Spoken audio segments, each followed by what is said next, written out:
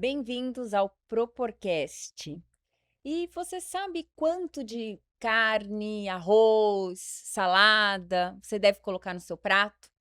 Essa dúvida é muito mais comum do que a gente pensa. E para falar sobre isso, nós vamos discutir sobre as pirâmides alimentares, o papel da pirâmide alimentar na nossa vida. E para falar sobre esse tema, nós temos como convidada a doutora Priscila Ligeiro Esper. Ela é médica nefrologista e nutróloga, com formação em estilo de vida pela Harvard e doutorado pela Unifesp. Além disso, ela é professora da pós-graduação da Tribe MD. Priscila, um prazer te receber aqui. Muito obrigada, Ju. Muito obrigada pelo convite. E muito obrigada pelo convite de poder falar sobre esse assunto que é tão interessante. A gente vai falar um tema muito interessante, mas eu estava conversando com a Priscila antes, eu achei mais interessante ainda o motivo que fez com que ela fosse nutróloga, para vocês entenderem a importância disso. Priscila, conta um pouquinho pra gente. Ah, claro. Bom, eu fiz nefrologia, me formei em nefrologia e sempre gostei muito de atender em consultório. E quando eu comecei a atender, eu percebi uma dor dos pacientes que têm problemas renais, que é justamente a dieta, saber o que comer. O paciente que tem problema renal, ele acaba precisando de fazer uma dieta específica. E se ele procura na internet, ou até às vezes alguns profissionais orientam ele assim, geralmente tem diabetes, então não pode comer carboidrato, aí não pode comer gordura porque faz mal para o coração. No caso do paciente com doença renal, muitas vezes não pode comer proteína, né? Essa é uma orientação que é muitas vezes feita. E, além de tudo, tem uma crença de que não pode comer frutas e verduras por causa do potássio. Então eles ficam muito perdidos e chegavam no consultório, né, "O que que eu posso comer?" E o medo de evoluir para uma hemodiálise, assim, faziam eles ficarem realmente receosos do que comer. Então eu recebi muitos pacientes que diziam assim: "Doutora, eu não sei o que eu como, eu só tô comendo alface, porque eu tenho medo de ir para hemodiálise". Então, sentindo essa dor, eu queria ter um discurso mais positivo e poder falar para eles justamente o que eles poderiam comer. E aí por isso que eu fui fazer nutrologia, me especializei, tirei título de especialista também. Mas acabei me apaixonando pelo tema, assim. Hoje eu adoro essa área também de alimentação, de saúde pelos alimentos, gosto muito, então eu também sou nutróloga. Então a gente vai ter a pessoa super especialista para falar. Uhum. O que é uma pirâmide alimentar e por que que ela foi inventada? Tá.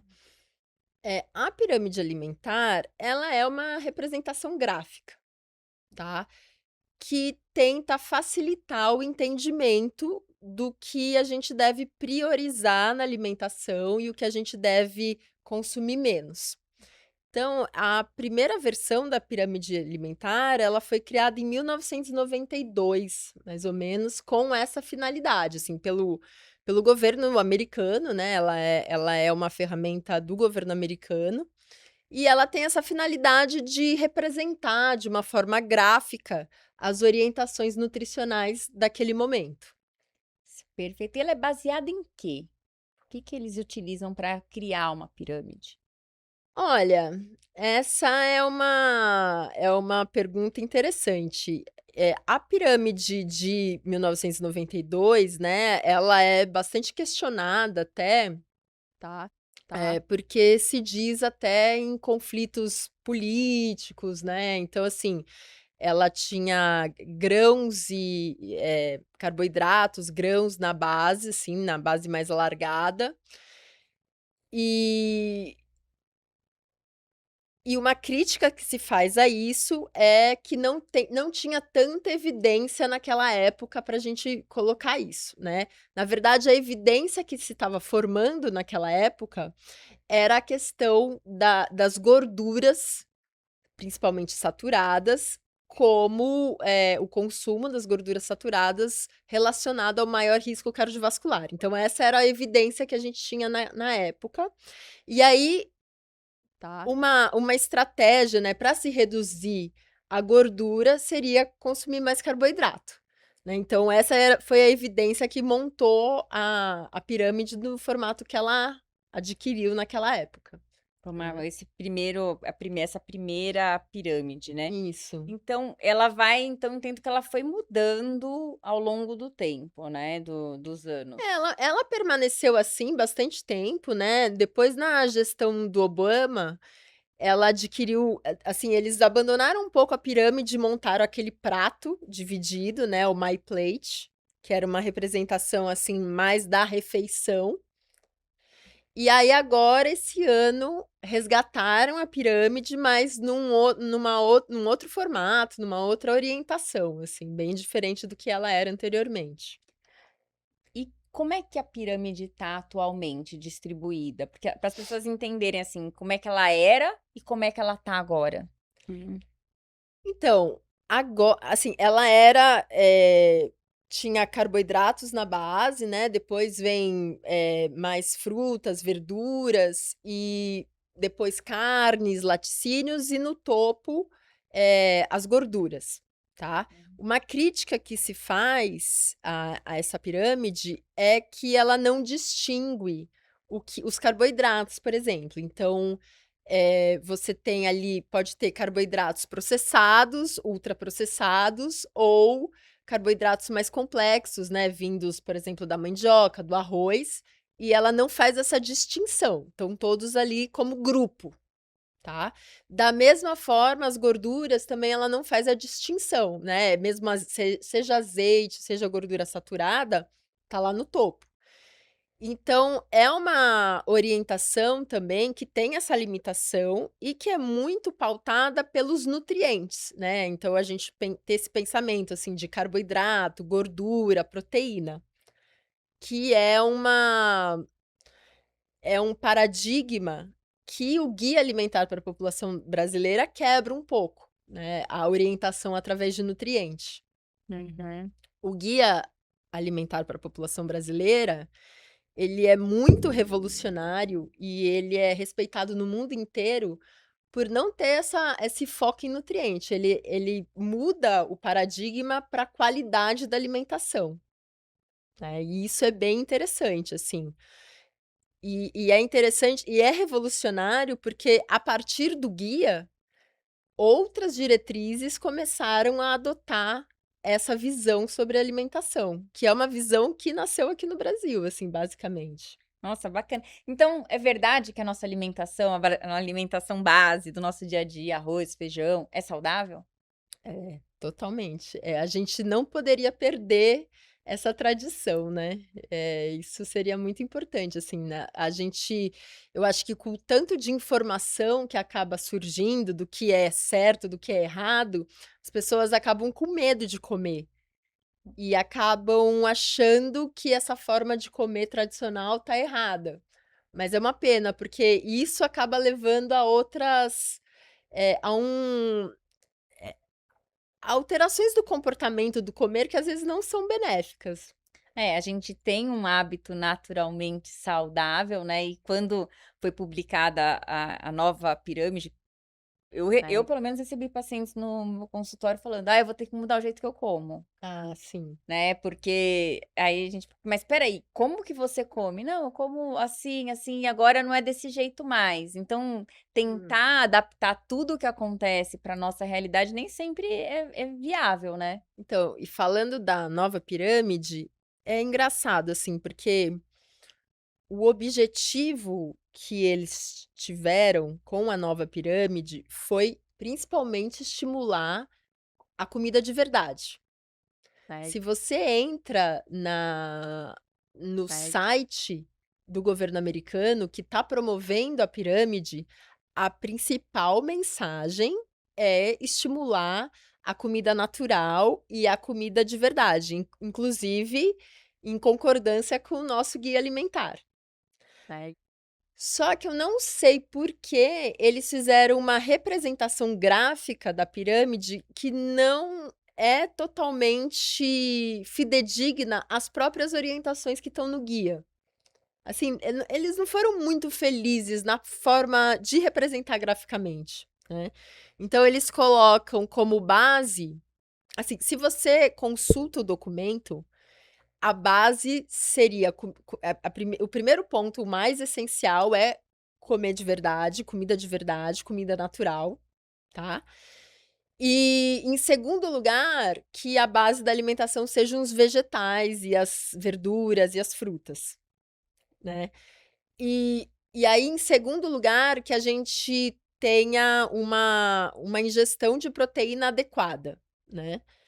Mas eu não sei por que, assim, na representação gráfica, eles tá muito, assim, enfatizando o consumo de carnes, né, você olha ali, você faz aquela Impressão leitura, que é carne, que são né. carnes, né. Uhum. E tudo bem, não é um problema comer carne, mas não é exatamente isso, assim, que o documento até tá falando. Até também uma outra crítica, é assim, se você olha, por exemplo, uva e manteiga tá na mesma linha, né, então assim, não, mas, não é bem isso, assim, que eles estão pregando, né, mas a representação acaba passando essa mensagem. Então assim, no fundo o que que a gente tem do que é o mais certo, assim, de recomendação? É a gente ter uma base de alimentação focada em verduras, legumes, frutas, Certo. e focar na qualidade da alimentação, né, em a gente pensar o quão natural é aquela comida, o quão natural é aquele alimento. E não tanto pensar em nutrientes, né, carboidrato, gordura, proteína, porque na verdade existem várias formas de comer certo, não tem Certo. uma forma só. E é até interessante que a Associação Americana de Diabetes, ela também faz esse tipo de recomendação, ela coloca no guia dela, não existe um único padrão que seja indicado para prevenção de diabetes, né. Vários tipos de padrões alimentares podem prevenir o diabetes. Então, agora o centro é realmente o alimento natural, o alimento pouco processado, o alimento in natura, né. O Guia Alimentar para a População Brasileira fala muito no alimento in natura e alimento minimamente processado como base da alimentação. Então, o alimento in natura é aquele que vem direto da natureza. A maçã, a abobrinha, o alface. O minimamente processado, ele passou por um processamento, mas não foi adicionado nada. Então, por exemplo, o feijão, ele precisa ser seco para ser embalado. Então é um processo mínimo, né, não tem nada adicionado ali. Então esse é o alimento minimamente processado. O arroz, o feijão, né, não tem nada adicionado, só passou por um processo para ele ser embalado, né. Então essa deveria ser a base da nossa alimentação. Não, eu acho que é muito interessante isso que você falou, né, que não existe um único jeito de se comer certo, não é fórmula mágica. E esse ponto também que você colocou que na pirâmide, na recomendação, no visionário das pessoas, todos os carboidratos são iguais, todas as gorduras são iguais. Quais são as diferenças entre os carboidratos, entre as gorduras? O que que é bom, o que que não é tão bom assim? Bom, então, de novo, a gente pode assim, eu gosto dessa visão, porque é uma visão simples de entender. Então, assim, a gente tem os carboidratos que estão presentes ali na natureza e, né, por exemplo, tem o arroz, a batata, a mandioca, eles estão ali numa matriz, alimentar, né, num alimento completo. Então ali vai ter outros nutrientes, vai ter fibra, é um carboidrato mais difícil de digerir, né, tem outros nutrientes que acompanham, né, por exemplo, a aveia também. Né? Então esses alimentos que vêm da natureza, a gente não precisa cortar da nossa alimentação. E tem os carboidratos que estão ali presentes nos alimentos ultraprocessados. O carboidrato num ultraprocessado é um produto alimentar que você já não identifica tanto, a origem dele na natureza, né? Então, por exemplo, para dar um exemplo aqui, se a gente pega uma espiga de milho, é um alimento in natura. Se a gente pega o milho da pipoca, ele é minimamente processado, ele foi só seco e embalado.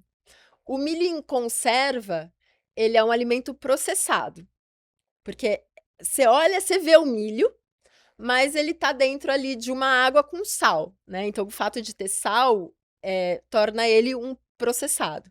Agora, um ultraprocessado é um fandangos, Ah, né? Tipo, você olha para o fandangos, você não vê o milho ali, né? O milho passou longe, é um corante de amarelo uhum, com um aroma de milho artificial, assim, o milho passou bem longe dali. Então, ultraprocessado é esse tipo de alimento, né? uhum. E o carboidrato dos ultraprocessados, ele geralmente está acompanhado de muito sal, de muito açúcar adicionado e de gordura. E Certo. e isso é interessante também, que um alimento assim te leva a comer mais, né. Então, ele é hiperpalatável, ele não traz tanta saciedade, né, quanto você comer uma espiga de milho, por exemplo, você vai querer mais e mais e mais. E tem um trabalho super interessante que foi feito, que eles pegaram voluntários e colocaram numa ala metabólica, assim, eles deixaram as pessoas meio que morando num hospital e dividiram em 2 grupos. E para um grupo, eles deram por 7 dias, apenas uma alimentação natural, comida caseira, né. Uhum.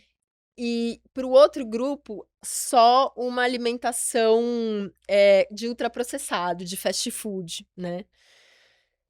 E o que era interessante, assim, as 2 dietas, elas tinham a mesma quantidade, assim, de carboidrato, gordura e proteína, assim, macronutrientes iguais nas 2, e os 2 grupos podiam comer à vontade, Sem restrição. sem restrição. Uhum. E aí eles passaram, eu não lembro se é 7 ou 14 dias que eles ficaram em cada dieta, né. E o grupo que comeu comida de verdade, comeu 500 calorias a menos por dia do que o outro grupo. Né, então, assim, o grupo de ultraprocessado comeu 500 calorias a mais. Certo, Então, assim, certo. você comer comida de verdade é uma forma natural de você comer menos até, né, de você ficar mais saciado, receber mais nutriente, né. As pessoas querem fazer dieta, às vezes elas querem cortar a comida, passar fome, mas continuam comendo coisas que aumentam o apetite, né. Então e também, o grupo com comida de verdade perdeu peso, enquanto o grupo de ultraprocessados aumentou de peso, né.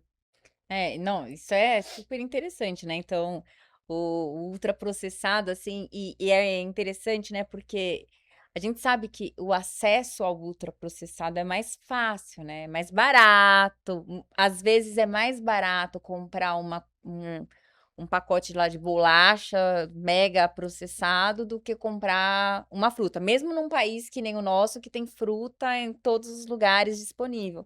Mas principalmente quando a gente vê Estados Unidos, assim, muito mais barato você comprar algo ultra industrializado do que você comprar uma fruta, que você tem que comprar por Uhum. unidade, é difícil. E essa questão que você falou do ultraprocessado, ele é gostoso, né, se for Aham. lá é gostoso, as pessoas gostam, mas ele gera mais fome, né. É, ele dá menos saciedade, porque é isso, assim, não tem fibra, né, não tem fibra, não tem proteína, que são 2 coisas que dão bastante saciedade. É um carboidrato com alto índice glicêmico, então, ele faz picos de glicose no corpo, e isso gera fome, né. Porque na hora que você faz um pico de glicose, você tem um pico de insulina, você derruba a glicose e você tem fome de novo. Certo. Então você fica sem saciedade, e essa combinação de açúcar e gordura, ela não tem na natureza, né, primeiro, assim, açúcar e gordura junto não tem na natureza. Ou você tem os alimentos com gordura ou você tem os alimentos com açúcar, né, não é comum. Uhum. E quando você come, acende uma árvore de Natal na sua cabeça, assim, de dopamina, né, então assim, gera muito desejo e leva as pessoas a comerem mais. E as pessoas, às vezes, elas querem perder peso, elas ficam pensando em coisas muito mirabolantes para fazer, e eu acho que essa recomendação simplifica, né. Na verdade é assim: "Gente, come comida", sabe, comida caseira, comida natural. Na época dos nossos avós, a gente não tinha tanta informação, né, e as pessoas não tinham tanta obesidade, né. As Verdade. pessoas, elas simplesmente comiam comida, né, elas não ficavam preocupadas em: "Ai, qual é a dieta, quantas gramas de carboidrato eu tô Contar comendo, calorias, né. contar calorias", elas não tinham que eu até acho isso, assim, acaba sendo uma neurose, né, a gente comer dessa forma. Então Né. as pessoas não tinham essas informações, e elas tinham um comer mais tranquilo e tinham um peso melhor. Né, então assim, é muito mais simples. Por isso que o Guia Alimentar para a População Brasileira, ele é muito legal, assim, quando eu fui para Harvard, ele foi citado em umas 3, 4 aulas, né. Pra quem não sabe, ele foi desenvolvido na Faculdade de Saúde Pública da USP, né, o Dr. Carlos Monteiro, ele começou a perceber essa transição da desnutrição para a obesidade no Brasil. E ele começou a notar que, assim, que as pessoas estavam comprando menos ingredientes no supermercado, né, inclusive menos óleo, menos açúcar, menos sal, mas menos ingredientes. E aí, assim, como que as pessoas estão comprando menos açúcar, menos óleo, menos sal e a obesidade está aumentando, né? Justamente porque elas estavam comprando mais comida pronta. Então, até, né, muito diferente você fazer um doce em casa do que você Comprar. comprar. Uhum. E além disso, o ambiente que a gente vive, porque hoje Né. a gente vive num ambiente de abundância extrema, né, que nem antigamente para você comer um doce, você ia ter que fazer o doce, né. Sim, agora você nem se mexe, você pede no iFood, né. Exatamente, assim, em toda esquina você vai encontrar e só com o dedinho você pede o que você quiser, Sim. né. Né. E aí ele começou a ver essa relação, e ele teve essa visão de falar assim: "Não, o problema tá nessa Né. perda desse padrão tradicional de comer, e essa mudança para os ultraprocessados", né. Não, é muito mais complexo, né, do que a gente imagina quando você olha o pano de fundo todo, né, É. acompanha os benefícios da evolução, são muito grandes, da revolução industrial e tudo que ela trouxe, mas tem esse outro ponto, né, esse contraponto de facilitou demais, simplificou demais, mas isso não foi acompanhado de uma qualidade, né, ao mesmo Isso tempo. é um ponto bem importante que você trouxe, porque a gente também não precisa, demonizar esse processo. É super, positivo, por exemplo, tem vários produtos que a indústria oferece que são legais, que facilitam a nossa vida, né. Por exemplo, você comprar um tomate pelado, Uhum. e isso vai te facilitar muito na hora de fazer um molho de tomate, né. Você não precisa comprar aquele molho pronto de tomate, assim, tudo bem, tem molhos de qualidade prontos, assim, também não é que tudo seja ruim, mas, assim, dá para você também usar a praticidade a seu favor, mas mantendo a qualidade, né. Então, por exemplo, o tomate pelado é um alimento, eh Né. provavelmente processado, eu acho que deve ir um pouco de sal ali, né, não sei se ele tá in natura ali, só sem pele, né. Deve ser um alimento processado que você pode usar para fazer Sim. um molho, né. E, enfim, tem coisas legais, assim, que a industrialização trouxe que facilitam a nossa vida, mas tem que ter bastante cuidado com isso. E a gente falou bastante do carboidrato. E a gordura? As gorduras são diferentes entre si? Ah, sim. Então, assim, a gente tem a gordura trans, que é uma gordura que ela não existe também na natureza, né, ela é proveniente de um processo de industrialização e que essa a gente deve evitar totalmente, assim, né. Eh, a gordura saturada, que é uma gordura Certo, principalmente de origem animal, e as gorduras poliinsaturadas, que são mais as gorduras vegetais, assim, né, azeite, abacate. Então são essas principais tipos, assim. é, a gordura boa, né, que a gente fala. A E as gordura boa seria a poliinsaturada, né, o azeite, o abacate. A gordura saturada, eu acho, assim, hoje em dia a recomendação principal é evitar, né, se a gente olhar, os guias, de prevenção cardiovascular, assim, dos principais órgãos, todos recomendam que se evite gordura saturada, certo, mas eu acho que a gente também não deve demonizar, sabe, porque, assim, você pegar um iogurte integral que tem ali que certo, tem ali a gordura natural do leite, tá, certo, não vai ser tão maléfico, né, é uma gordura que ocorre ali de forma natural, né, e você também não vai, comer um monte de iogurte. Se você tira a gordura desse alimento, ele vai ficar sem paladar. certo. E se você vai no mercado assim, a indústria se aproveita disso, né, porque ela coloca lá: "Ah, esse alimento é light".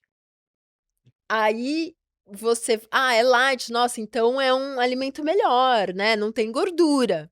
Mas tem aí é light, mas é sabor morango, então, assim, tem o corante, tem às vezes tem até açúcar, né, não tem a gordura, mas tem açúcar, né, ou então tem, conservante, tem, eh, adoçante.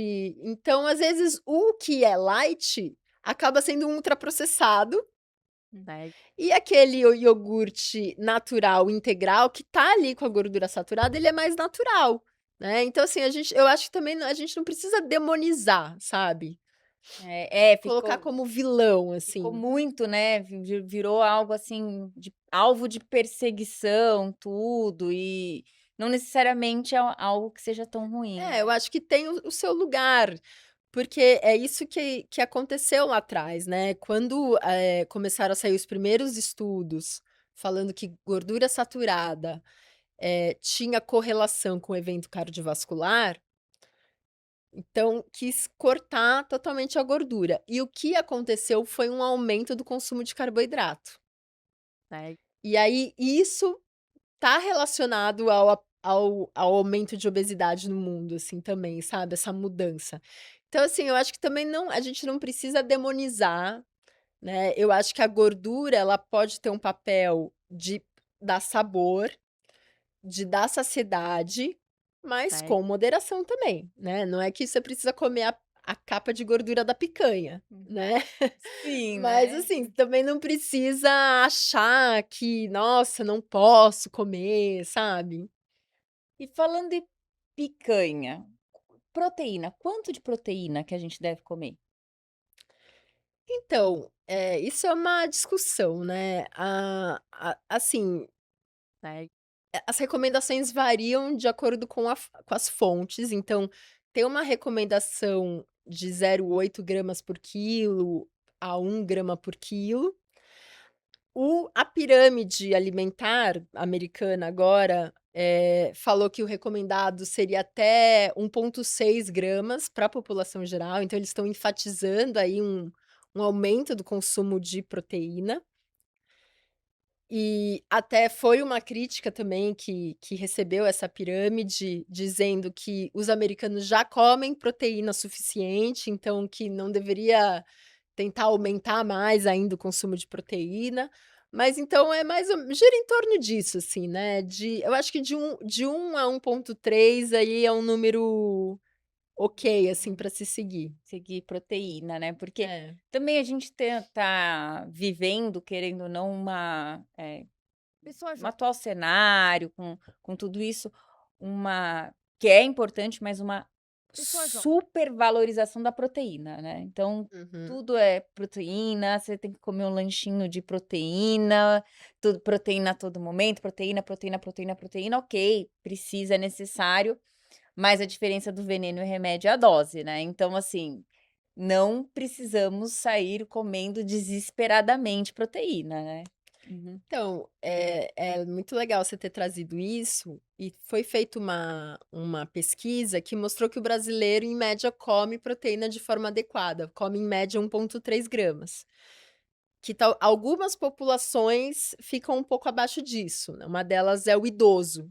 O idoso até deveria comer mais, né, pelo risco de sarcopenia, enfim, né, de perda muscular, então teria que comer um pouco mais. Mas a média do brasileiro come bem. E uma coisa que a gente tem que estar ciente, assim, é justamente esse discurso baseado em nutriente, né, então a gente, eu não gosto desse tipo de comunicação, por exemplo, de falar assim: "Ah, tem que comer mais proteína". A gente pode falar: "Ah, pode comer mais carne, mais ovos, mais", porque na hora que você usa o nutriente para comunicar, né, fala assim: "Ah, tem que comer mais proteína", acontece isso que você falou, a pessoa vai atrás de uma barrinha de cereal de proteína, Hum. sabe, e isso é um ultraprocessado. Exato. Mas ela tá e a indústria se aproveita disso, porque daí ela coloca no rótulo rico em proteína, e a pessoa fala: "Nossa, eu não preciso de proteína, então isso é bom, eu vou comer isso". É a mesma coisa que acontece quando a gente fala assim: "Ah, cálcio faz bem para os ossos", e aí a indústria vai lá e coloca num pacote de bolacha, Rico em enriqueci cálcio. enriquecido em cálcio. E aí a mãe vai lá e fala assim: "Nossa, então esse alimento é muito bom para o meu filho, é rico em cálcio", né. Então, tem até um termo para isso que chama nutricionismo. Nutricionismo. Que é o foco que a gente tem em nutrientes, né, de a gente, supervalorizar os nutrientes, quando na verdade, a gente precisaria mudar o paradigma e olhar para o padrão alimentar. Então o padrão alimentar, ele traz muito mais informação do que os nutrientes, né. E o padrão alimentar é o que você come ao longo do dia, de um mês, porque, por exemplo, a dieta mediterrânea, né, ela é um padrão alimentar. Você não tem ali recomendação de quantidade, não tem recomendação de, né, de ou proibir coisas, mas existe um padrão, né, que é um padrão tradicional seguido por povos do Mediterrâneo. É, interessante, muito interessante. Você Hã. comentou um ponto, você falou: "Olha, o idoso precisa de mais proteína". A mesma base, a mesma pirâmide alimentar serve para todo mundo? Para criança, para atleta, para idoso ou tem que ter diferença? Cada população pode ter necessidades específicas, né. Mas eu acho que você indo pelo caminho, assim, de alimentos naturais, eu acho que acaba sendo a mesma recomendação para todo mundo, assim, sabe. Eu acho que não muda muito. Embora as necessidades, às vezes, nutricionais sejam diferentes, né. Porque assim, no fundo, né, as pessoas precisariam se guiar por fome e saciedade, né. Então, naturalmente, s isso já resolveria grande parte do problema, assim, se as pessoas comessem quando estão com fome e parassem de comer quando está saciado, né. Então, por exemplo, um adolescente em fase de crescimento, ele tá com muita fome, ele vai comer, né. Eu acho que você dando ali ele tendo acesso à proteína, né, que na verdade, assim, eu acho que a proteína é o único nutriente que a gente tem que olhar e saber se a pessoa tá batendo a meta, vai, né. Ah, uhum. Mas que no geral, diante de uma alimentação natural, ela vai bater essa meta. tá. Mas eu acho que é o único ali que a gente pode olhar com mais cuidado. E o resto, priorizando vegetais, verduras, né, é uma coisa muito natural que se ela comer quando tiver com fome e parar de comer quando estiver saciado, ela vai manter um peso saudável e ela vai crescer, como a humanidade tem feito ao longo Ao dos longo milênios, né, e nunca sim, teve como problema. chegamos até aqui, É, né, como teve chegamos até aqui sem tantas neuroses, sem tantos exatamente. problemas, porque, eu fico assim, uma coisa que me comove muito é como o comer hoje traz sofrimento para as pessoas, sabe. E eu tento um pouco desmistificar isso, assim, não é para ser assim, comer precisa ser prazeroso. Nossa, acho que esse ponto que você tocou é sensacional. É. O comer que é algo que é tão relacionado a coisas boas, né, para o ser humano, foi o que trouxe a gente até aqui, agora virou esse sofrimento. Qual que é o erro mais comum que você vê em relação às pessoas a tentarem comer saudável e fazerem isso? Pessoa jo Olha, eu acho que o principal problema é justamente, assim, o excesso de informação pessoa jo que leva as pessoas até a forma como essa informação é posta, que leva as pessoas a acharem que elas têm que seguir um conjunto de regras, né. E se ela não segue, se ela não adere a essas regras, ela tá fazendo muito mal. Então, assim, é vendido isso, né, assim: "Não, isso é veneno, não coma isso. Ah, corte não sei o quê". Então elas acham que se elas não seguirem o conjunto de regras certo, elas vão estar fazendo muito mal para a saúde delas. Então, quando a gente se desconecta dos nossos sinais internos, assim, e e tanto de fome e aí, uma vez que você tem sinais externos para seguir, regras externas, você passa a se desconectar, né, das suas necessidades. Então, assim, as pessoas em vez de comerem de acordo com fome e saciedade, que é um mecanismo extremamente complexo dentro do nosso organismo, que é modulado por vários hormônios, por vários órgãos e que é muito perfeito, elas acham que seguir um papel onde está escrito ali 1.500 calorias é o que elas precisam fazer para emagrecer. pessoa jo Só que assim, isso é uma regra externa, simplista, né, e que gera justamente essa desconexão com a fome e com a saciedade. E hoje em dia o que a gente vê muito são pessoas que não sentem mais fome, né, eu vejo muito isso, assim: "Ah, não, mas eu não sinto fome". A fome tá lá, né, mas ela não percebe o sinal. E aí, não é que é bom: "Ah, então não sente fome, então emagrece", não, porque daí chega no final do dia, ataca a comida, não sabe nem por quê, sabe. Existe uma descompensação, assim, e enfim, né, é bem complexo isso, mas, quanto mais a gente tenta se guiar por essas regras, menos contato com os nossos sinais a gente tem, né.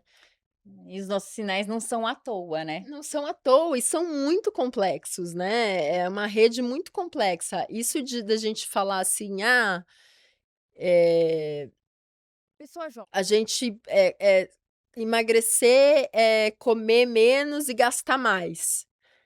A regra até tá assim, de uma certa forma, até tá certo, mas não é uma conta simplista de matemática que acontece no nosso corpo.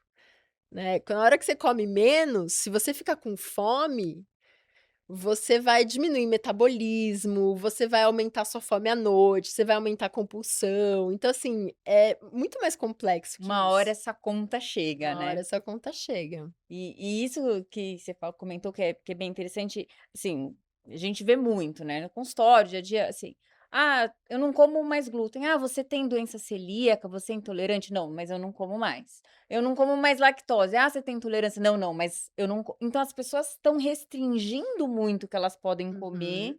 sem um embasamento para isso, né. Sim. Isso acaba trazendo aí sequelas. Não, então, e aí, Pessoa jo esse monte de regras, né, que vai dificultando um comer tranquilo, assim. Aí fica E nesse comer tranquilo a gente tem muito mito e verdade. Então tem algumas dúvidas que sempre estão lá perpassando tudo. Fruta tem muito açúcar?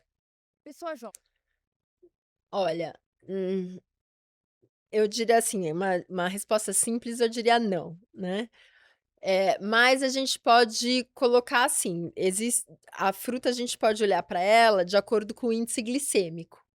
Então, algumas frutas têm um índice glicêmico maior do que outras, né. Então, o índice glicêmico é uma medida de quanto que o nosso açúcar vai subir no sangue, tá. E aí tem algumas frutas que têm mais capacidade de subir o nosso açúcar do sangue do que outras, e isso está muito relacionado tanto à quantidade de açúcar que ela tem, quanto à quantidade de fibra, Pessoa né. jovem. Então, se é uma fruta que tem bastante fibra, o índice glicêmico dela vai ser menor. Por exemplo, assim. Então, por exemplo, a laranja, né, se você espreme a laranja e faz um suco, Eh, o índice glicêmico do suco de laranja é bem elevado, Pessoa jovem.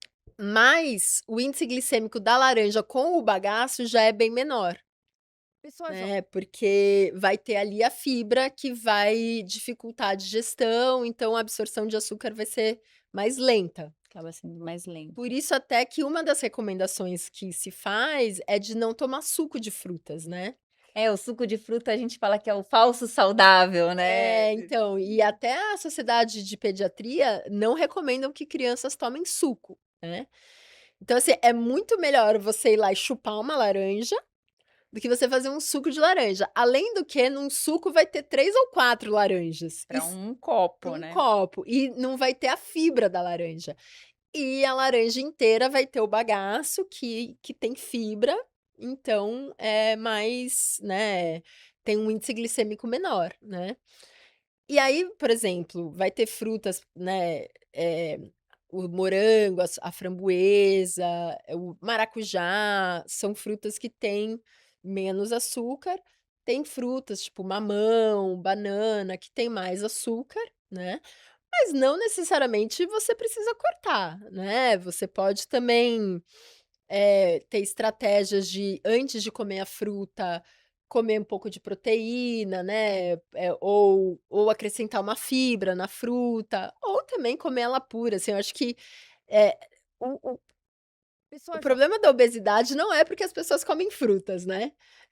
Assim, Não, exatamente, né, não é o assim, a gente vilão. não É. é o vilão.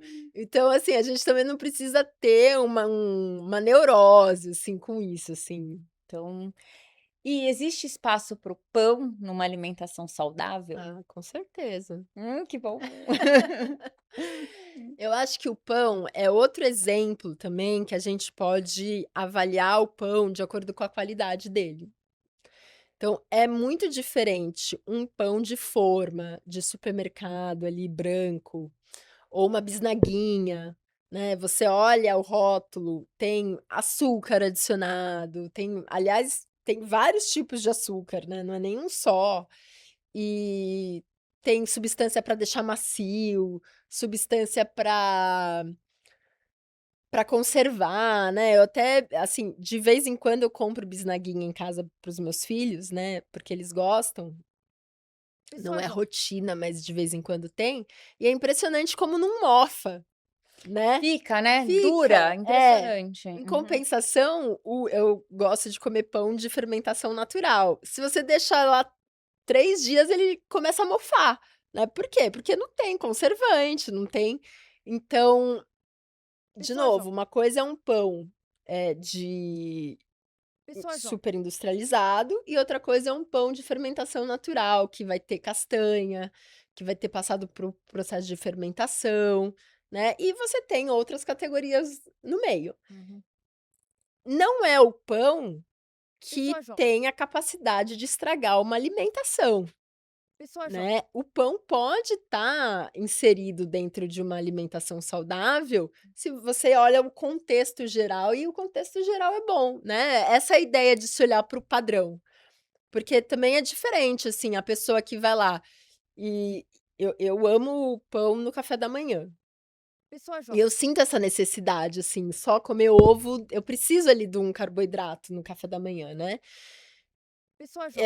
Então, se eu acho que tem 2 aspectos, né. Primeiro, eu sinto essa necessidade, o meu corpo sente essa necessidade, e aquilo me dá muito prazer. E de repente, pelo fato daquilo me dar muito prazer, vai evitar que ao longo do dia eu vá buscar outras fontes de prazer em outras coisas de menor qualidade, inclusive, né. Porque, assim, eu fiquei feliz Hum, com o meu café da manhã, sim. né. A gente não pode tirar esse aspecto da alimentação. A alimentação, ela tem que ser saborosa e prazerosa, porque uma alimentação monótona e sem sabor faz em algum momento a pessoa descompensar e ter abuso e ter excessos, assim, sabe. Então, assim, ele me dá esse fator de satisfação e se você olha para o meu padrão alimenta né, assim, não é que eu vou depois no almoço comer um sanduíche, comer mais pão no lanche da tarde e comer um iFood à noite que vai vir alguma outra coisa, assim, também industrializada com pão, né. Então, se você olha o a gente tem que olhar o padrão e dentro de um padrão ele pode estar presente com moderação e sendo de qualidade. É, tudo é só saber escolher, né, É. saber es Aham. e tem algum alimento ou grupo de alimentos que você fala: "Não, esse daqui deveria a gente deveria tirar mesmo da alimentação"? Ah, os ultraprocessados, né. Uhum. Essa é fácil, sim. Eu acho então, os ultraprocessados são o grupo que a gente deve evitar, mas eu acho que vale aqui uma ressalva, né. Eu acho que a gente tem que não basta só ir lá e proibir, sabe. Que às vezes esse é um problema, porque se a pessoa, por exemplo, tem um hábito de comer muito ultraprocessado e de repente ela quer se impor uma proibição, né, e aí ela vai lá um dia e come, e aí ela se sente fracassada, e aí ela acha que: "Ah, então todo o meu esforço está perdido", e aí ela volta a comer tudo de novo como era antes, né, isso não é uma boa estratégia. Então, eu acho que para diminuir o consumo de ultraprocessado, a gente tem que pensar antes na estratégia e melhorar o ambiente da nossa casa, né. Ter uma logística de ter produto fresco, né, ter uma logística de ter comida caseira em casa, ou se a pessoa não consegue ter comida caseira em casa, mas ter referências de restaurante que ela come perto do trabalho, né, que tenham comida caseira ou, assim, tem várias estratégias para isso, né. E para algumas pessoas, o proibir vai não assim, vai acabar gerando mais desejo, né. Então, às vezes é importante ganhar um pouco de consciência, assim, sobre o que que é aquilo, sabe. Prestar atenção se aquilo é realmente gostoso. Porque tem, assim, tem alguns ali tipo assim, fandangos, né, o cheiro é ruim, Sim. assim, a pessoa come no automático, e aí é salgadinho e é crocante, então é gostoso. Agora se ela prestar realmente Ela atenção vai falar: gente, eu não tô comendo, colocando dentro do meu organismo, né". Uhum. então assim, eu acredito muito nesse processo de atenção, assim. Eh E outra coisa, né, o prazer com comer não é só o prazer do paladar, ele também é o prazer de como você se sente com aquele alimento, né, de você se sentir bem disposto ou você se sentir empachado, né, de você sentir que você tá com energia, ou como que ficou seu corpo depois, isso também faz parte, assim, de você se sentir bem com o que você come, né. Porque, isso eu acho que é um erro, assim, que as pessoas às vezes, eh, têm, quando a gente fala, assim, que tem que ter prazer na alimentação. "Ah, mas se eu for ter prazer na alimentação, eu vou só comer hambúrguer e batata frita". Não, mas o prazer não é só o prazer da papila gustativa, é um prazer mais amplo, né, um prazer de como você se sente depois. Sim. Né, você se sente bem? A sua barriga, assim, né, você se sente empachado? Ou você se sente cheio de energia? você, né, então assim, é muito mais amplo. O prazer, do olfato, o prazer da visão, o prazer de saber da aonde aquele alimento vem e aquilo te dá satisfação, né, de saber que vem da natureza. Essa até é uma estratégia legal com criança, assim, né, de contar a história, assim, né, ter uma laranja, contar que aquela laranja veio de uma árvore, que cresceu com sol, com chuva, que de repente uma borboleta pousou nela, né. Então, assim, a criança que ouve essa história de uma laranja, ela vai ter um olhar muito mais rico para aquilo, e lúdico até, né, e é verdade, que vai estimular ela a comer, né, versus outros tipos de alimento, né. Que mensagem você deixaria para as pessoas em relação a quem quer se alimentar de uma forma saudável? Pessoa jovem. Bom, comer comida de verdade, né, o que que seria comer comida de verdade? Priorizar muito os vegetais, legumes, verduras, encontrar formas gostosas de preparar eles, né, não ficar, eh, preso, assim, a essa regra, mas realmente, de repente, ir atrás de receitas. Preparar a salada, prepara uma salada gostosa, né, faz um molhinho gostoso, coloca, por exemplo, se você gosta de crocância, coloca semente, coloca castanha, né, deixa aquilo saboroso, né, não só uma coisa assim: "Ah, preciso comer salada e fazer disso um castigo", né. Torne isso prazeroso, Pessoa jovem. eh, e comida de verdade, então aqui entra ovos, carnes, peixes, arroz, feijão, grãos no geral, né, também a gente pode expandir esse repertório de leguminosas, grão de bico, lentilha, feijão branco, feijão preto, ervilha, castanhas, assim, o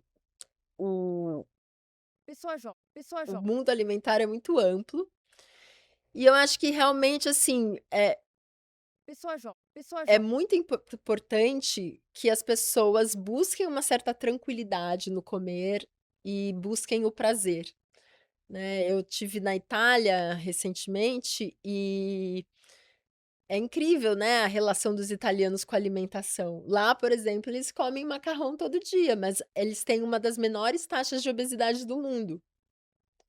Porque justamente eles buscam qualidade. Então para eles é muito importante a qualidade do macarrão, a qualidade do tomate, a qualidade do manjericão, a qualidade do queijo, Pessoa a jovem. qualidade do ingrediente, né, que vai compor aquilo. E aí o macarrão entra numa porção menor, porque também tem muito vegetal, tem as carnes, né. Então e eles gostam de comer, né, então aquilo é gostoso, né, só vai a gente só consegue manter um hábito que seja satisfatório, então a gente tem que tornar a nossa alimentação gostosa. Nossa, muito obrigada, muito bacana tudo isso. Acho que vai ajudar muito as pessoas aí a desmistificarem muita coisa sobre alimentação, o que que é saudável, o que que não é, e também tirar muitos estigmas. Muito obrigada, Priscila, pela sua presença. Ai, obrigada a você, Ju. Fiquei muito feliz com a conversa. Obrigada. Então, nos vemos no próximo episódio.